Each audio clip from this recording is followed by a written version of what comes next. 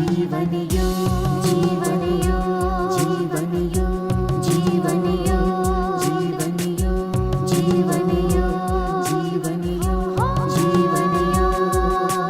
धर्म अर्थ और काम मोक्ष का राजमार्ग है योग। धर्म अर्थ और काम मोक्ष का राजमार्ग है योग।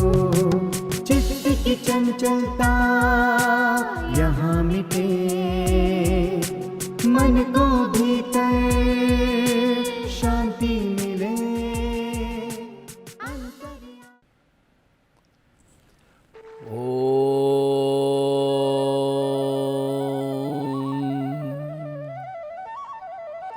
सहनावतु सहनौ भुनक्तु सह वीर्यं करवावहै तेजस्विनावधीतमस्तु मा विद्विषावहै। ॐ शान्तिः शान्तिः शान्तिः। हरिः ॐ श्री गुरुभ्यो नमः। हरिः ॐ। गुरु भगवान श्री स्वामी शिवानंद जी महाराज को प्रणाम। परमात्मा के प्रत्यक्ष स्वरूप गुरुदेव श्री स्वामी चिदानंद जी महाराज को प्रणाम। भगवान भाष्यकार को प्रणाम। महर्षि पतंजलि जी को प्रणाम।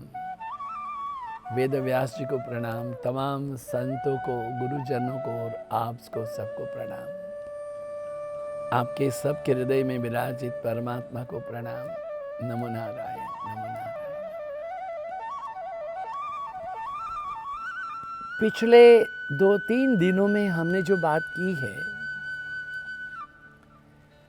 महर्षि पतंजलि कहते हैं कि साधन तो करना पड़ेगा, अभ्यास भी करना पड़ेगा, किंतु यदि व्यक्ति साधन और अभ्यास में इजी गोइंग है तो ये ठीक नहीं होता है।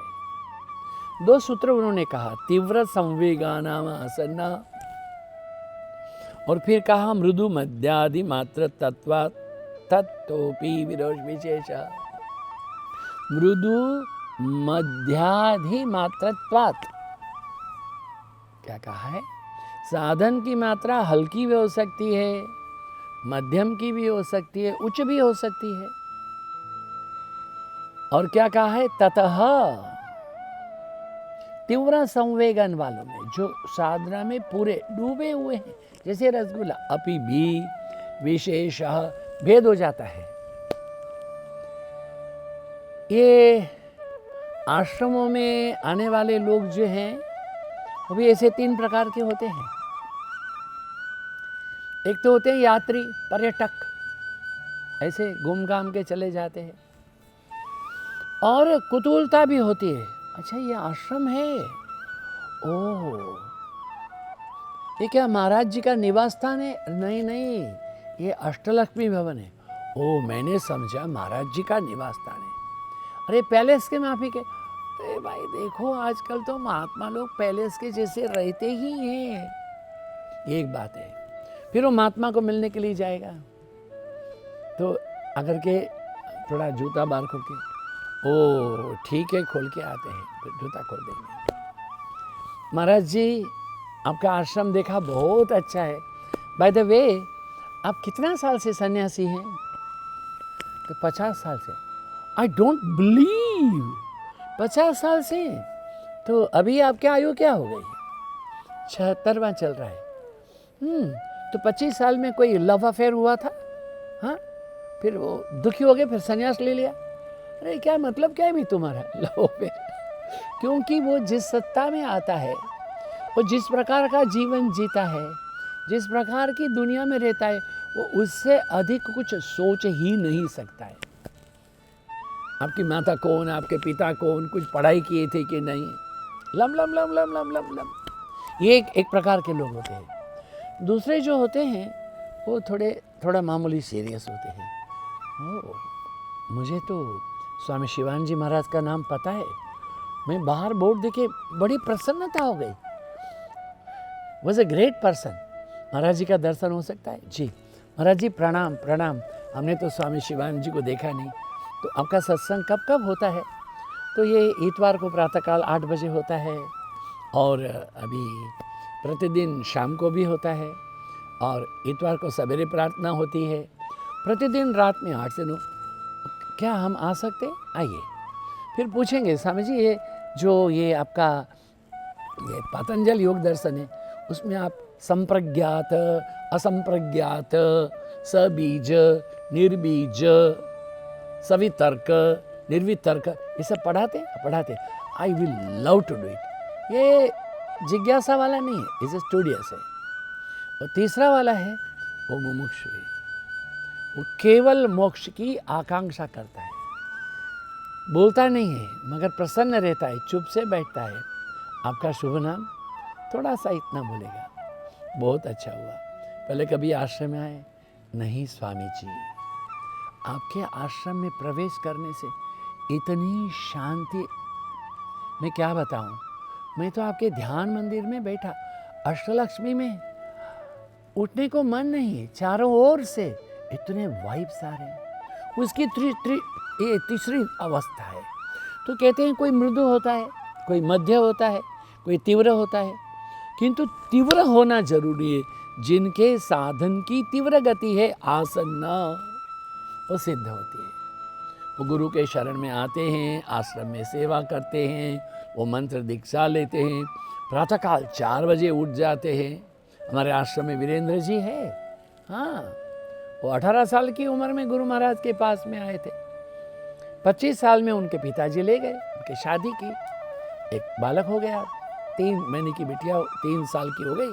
फिर आए गुरु महाराज के पास, उनका जाओ शिवानंद आश्रम में अहमदाबाद में स्वामी अध्यात्मानंद जी अकेले। ठीक 4 बजे उसको उठना है, आधा घंटा से ज़्यादा उनको काम नहीं होता है प्रातः काल के लिए। 4:30 से 6:30 जब करना तो करना ही करना है। फिर 6:30 बजे और 6:45 के बीच में सूर्य को प्रणाम करेंगे, गुरु महाराज जी को प्रणाम करेंगे, तमाम मंदिरों में प्रणाम करेंगे। ठीक 7 बजे अपनी चाय पी लेंगे, अल्प सा नाश्ता करेंगे, वो भी मुरमुरा ही खाएंगे प्रतिदिन। 8 बजे ठीक अपने दफ्तर में आके बैठेंगे 12 बजे तक। बीच में दूध लेने भी जाते हैं, बैंक में भी हो आते हैं। 12 बजे भोजन के लिए आते हैं, फिर 2 बजे तक बैठते हैं। 2 से 4 उनका अवकाश है, 1 घंटा विश्रांति, 1 घंटा जप।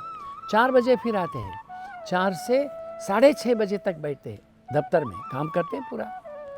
कोषाध्यक्ष का काम करते हैं, ट्रेजरर का काम भी करते हैं, सेक्रेटरी का काम भी करते हैं। उनके पल्ले जो दिखा वो सारा काम कर लेते, बाकी लोग अपना अपना काम करने के तो है। 6:30 बजे तो ठीक उठ करके वॉकिंग में जाना है 45 मिनट, फिर कमरे में जा करके स्वस्थ करके थोड़ा जप करके 8 बजे प्रार्थना में, 9 बजे तक प्रार्थना। 9 बजे प्रार्थना में पूरी उठ के चले जाएंगे, दाएं बाएं देखेंगे नहीं। ये प्रवचन के बाद में थोड़ा लोग मिलने वाले हैं तो उन्होंने बैठना नहीं, वो चले जाएंगे। फिर 1 घंटा जप करेंगे, एक कॉफ़ी पी लेंगे, 2 खाकरा खा लेंगे। पूरा नियम से बना हुआ है जीवन। ये साधक जो है उसको बोलते हैं तीव्र संवेगानाम आसन्नः। जागत राम ही, सोवत राम ही, सपने में देखो राजा राम ही। गुरु कृपांजन पायो मेरे भाई, राम बिना कछु जानत नहीं। गुरु महाराज हैं, उनके पास गए, मैं चाहता हूँ थोड़ा 3 महीना बद्रीनारायण रहूँ। बहुत अच्छा, जाओ।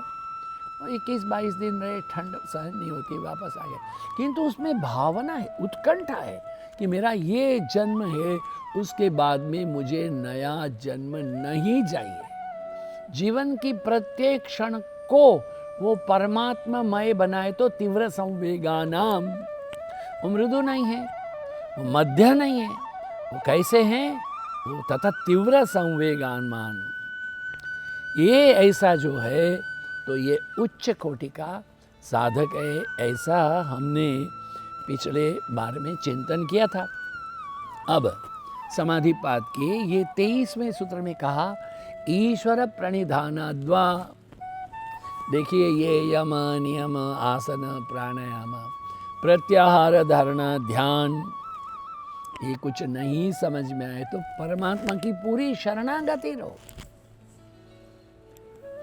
श्रीमद् भगवद गीता के 18 अध्याय पर्यंत अर्जुन हैं, वो कृष्ण परमात्मा से बहस करते रहे, प्रश्न पूछते रहे। चंचलम ही मन कृष्ण प्रमाति बलभद्रडम, हे कृष्ण मन बड़ा चंचल है, जक्की है, जिद्दी है, क्या करूं। तमाम कुछ करते रहे। अगर किसी ने इस जन्म में परमात्मा की प्राप्ति नहीं हुई तो उसको क्या होगा। किंतु तमाम प्रश्नों के अंत में 18वां अध्याय में आते आते क्या बोल दिया, महाराज करिष्ये वचनम तव, ये मैं आपकी आज्ञा का पालन करूंगा। ये होती है शरणागति। वो परमात्मा भी चाहते हैं उसको। श्रीमद् भगवद गीता के 9वें अध्याय में कहा, प्रारंभ में ही कहा, राज विद्या राजगुह्य योग में ये कहा, इदम तू ते गुह्यतमं प्रवक्ष्यामि अनसूयवे। इदम तू ते, यह जो है वह, गुह्यतमं, गुह्य गुह्यतर गुह्यतमम सुपरलेटिव डिग्री है, प्रवक्ष्यामि मैं आपको कहता हूँ, अनसूयवे तुम निष्कपट हो, तुम्हें असूया नहीं है। देखिए परमात्मा खुश है, तुम्हें असूया निष्कपट हो। फिर 15वें अध्याय के अंत में फिर परमात्मा कहते हैं, इति गुह्यतमं शास्त्रम इदम उक्तम मया नघः। ये जो परम गहन ज्ञान है वो मैंने तुमसे कहा क्योंकि तुम निष्पाप हो, जो अपने जीवन की साधना को उच्चतम स्थिर पर लेके जाना चाहते हैं।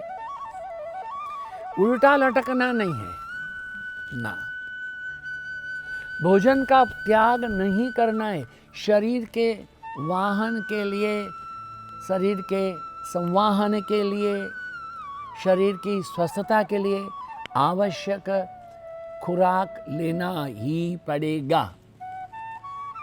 कृष्ण यहाँ भी स्पष्ट करते हैं, क्या कहते हैं कि भाई ये हमारा जो है युक्ताहार विहारश्च युक्त कर्मश्च चेतसु युक्त स्वप्नावबोधस्य योगो भवति दुःखा।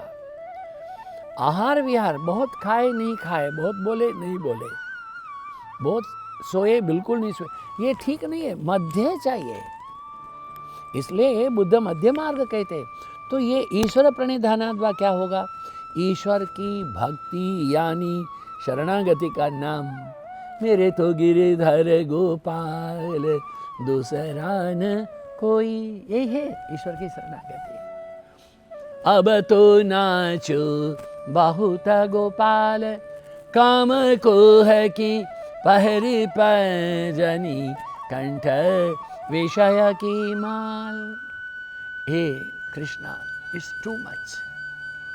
काम और क्रोध की पायल मैंने पहन रखी है, विषयों की माला अब बहुत नचाया, मुझे इससे मुक्ति करो। ये होता है मुमुक्षुत्व, यही होता है ईश्वर प्रणिधान, यही है संपूर्ण शरणागति है। क्या कहा है, इससे निर्बीज समाधि शीघ्र प्राप्त हो सकती है, क्योंकि ईश्वर सर्वसमर्थ है, जो अपने शरणापन्न भक्त पर होकर भावानुसार उनको कुछ कुछ प्रदान करते रहते हैं। अभी देखिए यहाँ जो एक अगला सूत्र है, वहाँ उन्होंने पूछा है कि भाई तो ये शरणागति की आप बात करते हो, तो हमने समझा भाई ईश्वर की भक्ति अर्थात शरणागति। ईश्वर की शरणागति को, ईश्वर की संपूर्ण भक्ति को ईश्वर प्रणिधान कहा गया, जो निर्भीज समाधि के प्रति ले जाएगी। इसके पूर्व के सूत्रों में हमने जैसे चर्चा की कि साधना मंद है, मध्य है कि तीव्र है, विवेक और वैराग्य है कि नहीं, इन तमाम से पर जिस वस्तु की आवश्यकता है, ईश्वर के प्रति हमारा भाव कैसा है। आमी तोमार तुमी आमार, यही कुछ भी नहीं चाहिए। श्री आनंद महिमा हमेशा कहती थी, माँ कहती थी, बाबा जैसा भाव वैसा लाभ। ओल्ड टेस्टामेंट ने भी कहा है, हाउ ये थिंकथ सो ये बिकमथ, जैसी दृष्टि वैसी सृष्टि।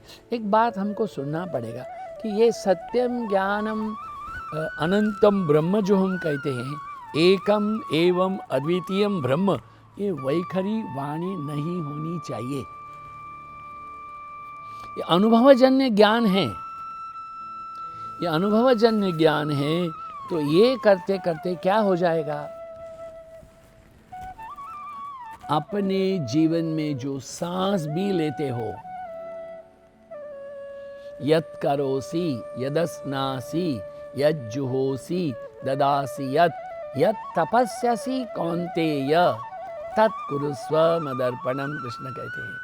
तुम जो कुछ भी करो, कायेन वाचा मनसेन्द्रियैर्वा बुद्ध्यात्मना वा प्रकृतेः स्वभावात् करोमि यद्यत् सकलम परस्मै नारायणायेति। हे नाथ, आपके अतिरिक्त मेरा कुछ भी नहीं है। जीवन के प्रत्येक श्वास को अगर हम लेते हैं तो ईश्वर के प्रति है। जीवन की संपूर्ण शरणागति है, टोटल अपना अस्तित्व नहीं है, मैं हूँ नहीं है, एक तू एक जानो। ये मैं को तो पूरा डिलीट करना है। जब मैं डिलीट हो जाएगा, तू रह जाएगा, वही तो ईश्वर की ये क्या कहते हैं कि शरणागति होती है। अभी कहते हैं कि भाई ये जो ईश्वर है वो तो क्या है भाई, तो कहा क्लेश कर्म विपाकाशयी अपरामृष्ट पुरुष विशेष ईश्वर। ये बात थोड़ी समझने के लिए जरूरी है। क्या कहा, विद्या कौन है भाई?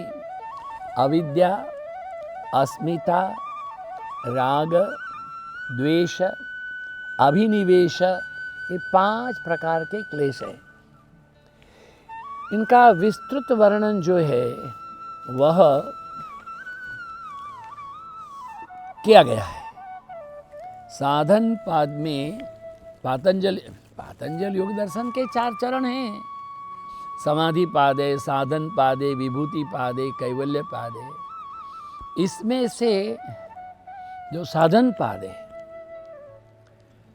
उसके पहले कैवल्य पाद में क्या कहा, कर्मा शुक्ला कृष्णम योगिनस त्रिविधर्म रेशाम। क्या बोला है, कर्मा शुक्ला कृष्णम योगिनस त्रिविध बीही इतरेशाम। योगियों के कर्म जो हैं वो शुक्ल भी है और वह अशुक्ल भी है। क्या बोला, अशुक्ल नहीं कहा, अकृष्ण कहा है। तो ये इसको थोड़ा समझना पड़ेगा भाई कि ये और बाकी लोगों के जो कर्म होते हैं वो थोड़ा ये तीनों प्रकार के मिले जुए कहते हैं। कैसे हैं, सात्विक भी है, राजसिक भी है, तामसिक भी है। सात्विक तो कम ही होते हैं, राजसिक तामसिक ही होते हैं। फिर समझिए, क्लेश कर्म विपाक आशयी, क्लेश कर्म विपाक और आशय, इन चारों में से अपरामृष्ट, जिसका कोई संबंध ही नहीं है, पुरुष विशेष, वो ही ऐसी व्यक्ति ही पुरुष है। तो क्या कहा भाई, तो थोड़ा समझिए। कहते हैं कि शुक्ल कर्म क्या होते हैं, शुक्ल कर्म नहीं है, यह अशुक्ल कर्म है। तो सुख, सर्व, स्वर्ग और आनंद। शुक्ल माने शुद्ध, शुक्ल पक्ष, चांदनी वाला। तो जहाँ पर सुख है, जहाँ स्वर्ग है, जहाँ आनंद है, जहाँ दिव्यता है, भव्यता है, आंतरिक तत्व के साथ में संबंध है, वो तो है कि भाई शुक्ल है।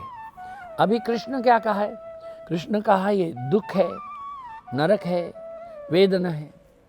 तो ये जो योगी हैं इनके कर्म हैं वो शुक्ला अकृष्ण माने क्या होते हैं कि वो जानते हैं उचित क्या है, अनुचित क्या है, श्रेय क्या है, प्रेय क्या है। और श्रेय प्रेय की जो भावना है, तो क्या कहा है कि सुनिए, जो कर्म है पुण्य पाप, पहले एक तो पुण्य पाप एक हो गया, दूसरा पुण्य